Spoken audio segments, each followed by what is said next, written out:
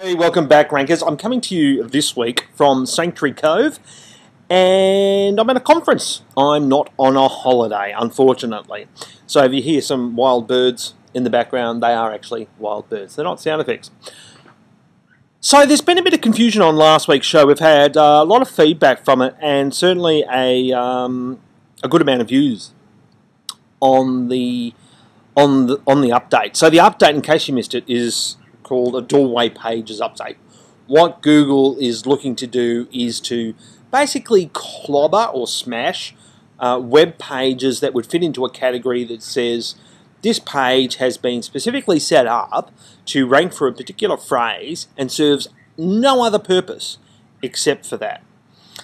Now that's pretty broad, right? And they've given some examples and they're all a bit hairy-fairy, and it's quite confusing, and a lot of people are confused because of it. And rightly so.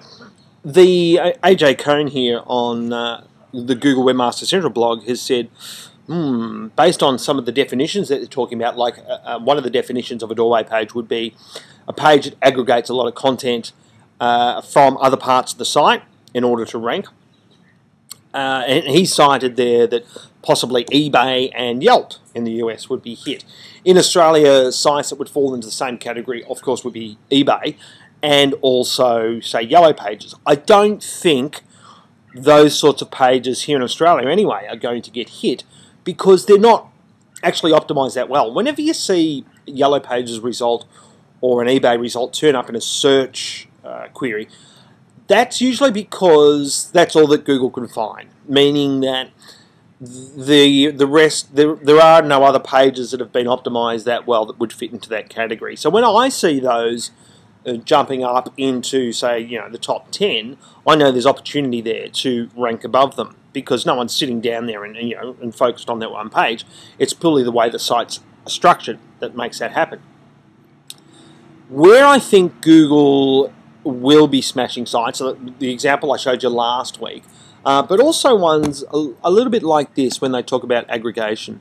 So I've done a search here for LED TVs, and in Australia, thegoodguys.com.au is the site that's ranking. And when you go and have a look at that page, it kind of fits that model of this is a page of aggregate content with lots of LED TVs.